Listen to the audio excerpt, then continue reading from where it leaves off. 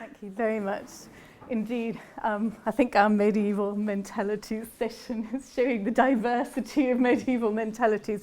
So we're going from history to theology to romance, so it's a big leap, but I hope there'll be some connections. So thank you very much, and I think I owe the pleasure of being here to that work that Sophie kindly referred to about magic and the supernatural in medieval romance, where I've argued for an approach that takes seriously belief in magic and the supernatural, both in terms of human practice of magic arts, and receptiveness to encounters with the divine, the demonic, the otherworldly. But since that book, I've been looking not so much at human practices of magic, which often involve physical transformations and their shaping of inner lives, but looking more at the powerful affects of encounters with the supernatural. And my particular focus has been the experiences of vision and voice hearing. And this research has been shaped by my work in medical humanities at Durham, where we've argued for a critical medical humanities, which enters a dialogue with biomedical models, as well as taking up the unique opportunities which the arts offer to extend understandings of how thought, feeling, and imagination shape inner lives, inner experience. And we've also argued for the importance of a long cultural perspective that puts past and present into conversation and opens out new ways of seeing. So the Wellcome Trust funded project, Hearing the Voice, which I'm a co-investigator on, exemplifies this sort of interdisciplinary methodology, bringing together researchers in psychology, psychiatry, neuroscience, and a range of humanities disciplines, as well as healthcare professionals and experts by experience, voice hearers, to explore this particular mental phenomenon of hearing voices without external stimuli. And of course, voice hearing is most often understood as a symptom of severe mental disorders, such as schizophrenia, and the usual medical term for it, auditory verbal hallucinations, makes explicit typical assumptions about the nature of the experience. Hearing voices can be a symptom of psychosis, but it's also an important aspect of many healthy people's lives, which can be benign or positive, and which may not well correspond with or be satisfactorily addressed by medical diagnosis and treatment. And voice hearing has a long history too. So the project's drawn attention to the relevance of pre-modern narratives for voice hearers in the present, and to both correspondences and differences between past and present. And the pre-Cartesian thought world of the Middle Ages is of special interest because of its privileging of the continuum between mind and body, and the role of affect in cognition, and because of the seriousness with which supernatural experience is treated, and that's still the most common explanation by voice hearers themselves for their own experiences. So voices and visionary experience figure in both secular and devotional writing, and these texts open onto inner experience of different kinds. The powerful affects of both romantic and divine love, and the ways these can change being in and seeing the world. So recently I've been looking at visionary writing and works like Julian of Norwich's Revelations or the Book of Marjorie Kemp, and how they can provide powerful authorizing models for now, as well as revealing much about the construction of the inner life and the emotions in the medieval period. But what about romance, the imaginative fiction of the Middle Ages? Well, even less than the works of Julian or Marjorie can romances be seen as case studies or historical evidence. But they offer, I think, some of the most illuminating perspectives onto inner lives on the ways these can be shaped by encounters with the supernatural, and also onto the constructions of medieval mentalities, onto the intersections of affect and cognition, and the interpretation of experience. So I want to give really two contrasting examples of Romance perspectives on inner lives, which combine interior psychology, often written on the body, with the affects of the supernatural. And I suppose this is a methodology of close reading, but within wider cultural contexts of models of mind and body, and ultimately within that frame of the medical humanities. And your handout has some extended quotations from the text I'm going to talk about or very briefly refer to. So I want to start first with a learned model, Chaucer. So Chaucer's writing reflects a new interest in the late Middle Ages in psychology and the processes of cognition, and here I think there are some intersections with Antonia's paper. Conceptions that are really crucial, or ideas that are crucial to conceptions of the inner life, thought and emotion. So Avicenna's De Anima, for example, translated into Latin in the 12th century, describes the 5 cells of the brain situated in the ventricles at the front, the sensus communis, where sense perceptions are put together by the inner senses and stored in a temporary memory. In the middle, imaginativa, something like our modern imagination, which combines these forms or sense impressions in creative ways. And the cell of estimativa, where cognitive assessments are made. And then at the back, the storehouse of memory, where these thought images were kept. And this model of the brain with its inner senses and multisensory thought pictures really allowed for the notion of an inner eye and ear, and hence the possibility of visionary experience and indeed hearing inner voices. But it also allowed for the idea of supernatural influences.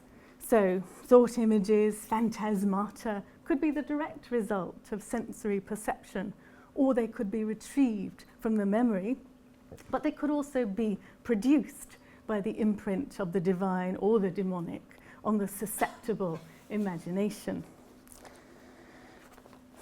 So Chaucer engages directly with this psychological theory, which was available to him, for example, through John of Trevisa's translation of Bartholomeus Anglicus. So in The Knight's Tale, Arcita's love malady is identified as an illness of the brain. It's rather like mania, engendered of humour melancholique, beforen in his cella fantastique. That's the cell of the brain controlling the imagination. In a state of mania, as here, the imagination can't perceive new images, but it sees only the beloved. And the loss of heat occasioned by this overactive imagination causes pallor and hollow eyes. And it fixes the image of the beloved ever more firmly in the brain it bombards. But the tale also combines supernatural experience with this kind of interiority of very detailed physiological kind. So external arbitrary forces beyond individual control play on the inner senses and on the imagination to evoke affective and cognitive responses, most obviously in the process of falling in love itself, but also more specifically. So Arcita in sleep thought how that the winged god Mercury before him stood, and Mercury commands him to return to Athens. This dream vision of the messenger of the gods is of course conventional, but Chaucer's use of the word thoughter is suggestive, implying the workings of the mind in dream and the imprint of the supernatural on the imagination.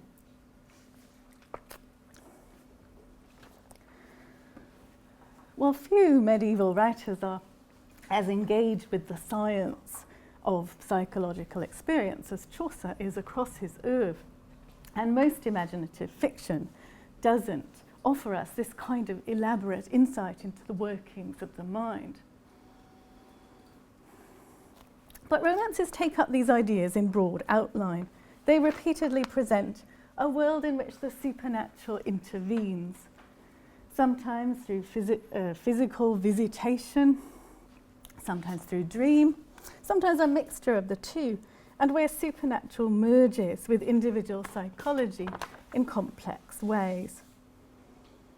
So you've got a few examples that I can't discuss in any detail here in your handout, but they range from the crusading romance, The Siege of Milan, where Charlemagne wakes to find by his bed the sword handed to him by an angel in his dream vision, to, on the other side of the sheet, I think, the romance of Sir Isumbras, where Christ sends a stevena, a voice, to the protagonist Isumbras in the form of a singing bird, which offers him the choice of suffering in age or in youth or age, to Sir Gauther, the melodramatic Breton lay, where the lady's seeming husband springs up to reveal himself a felted fiend, a hairy devil, who's begotten the demonic child, Sir Gauther, to Amis and Ameline,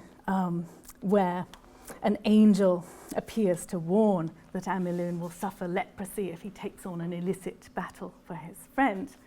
Well, all these works involve complex processes of suffering and self-realization and redemption, which are catalyzed and illuminated by supernatural encounter.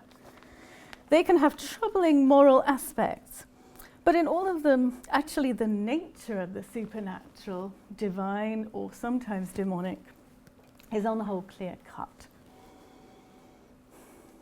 By contrast, the example I want to finish with, the Breton lay of Sir Orfeo, recounts a much more sinister supernatural intrusion, provoking a crisis that shades into nightmare and madness.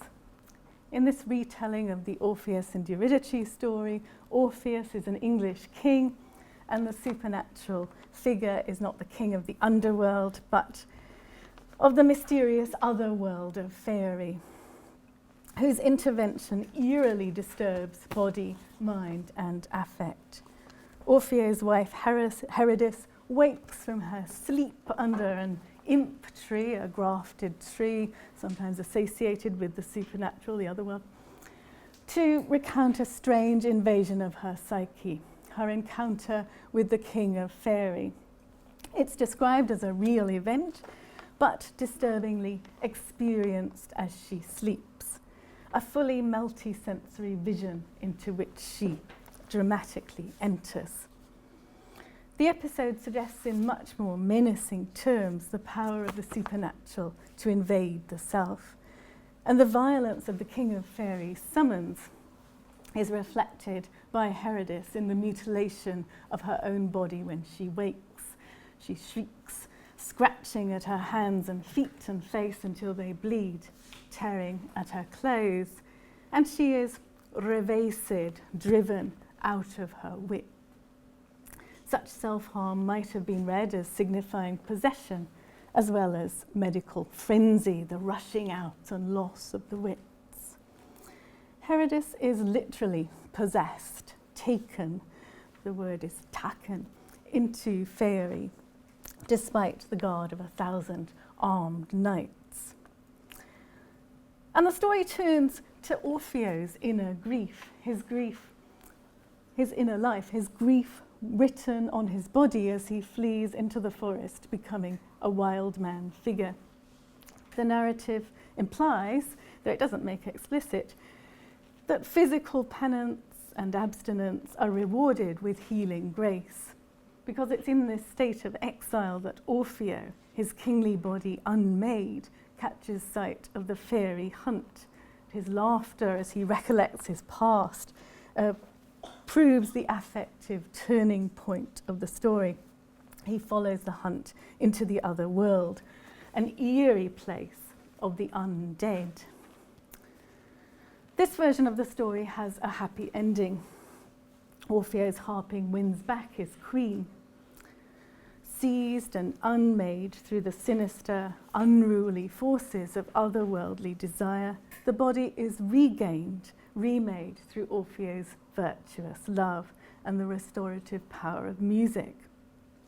But we're offered no insight into Herodis's inner life after her taking. The narrative moves instead to the joy of the court at Orpheus' return. Here, it's not Herodis's experience, but her uncanny disappearance that we retain, along with the sinister depiction of bodies caught in the throes of violent death in the world of faerie. The story speaks to fears of madness, the invasion of the mind, the loss of self and other, and also to the deep human desire for the return of those lost through death or perhaps through madness. So romances then engage in acute and animated ways with inner lives, with the supernatural experience that can trigger powerful emotions and catalyze change, and with the ways that such experience connects with cognitive and affective processes. Chaucer is intrigued by the workings of perception, imagination, and cognition, but he also evokes and takes seriously a world in which the supernatural can intervene.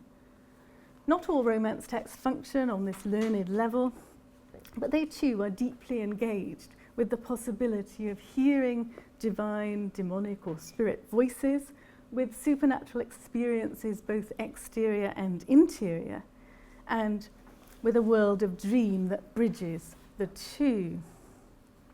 The medieval thought world is compelling in its openness to the supernatural, and in its notion of an inner eye and ear that allow images and voices into the landscapes of the mind. And these are, or should be, crucial elements of our understanding of medieval inner lives. And they can continue to powerfully mean now.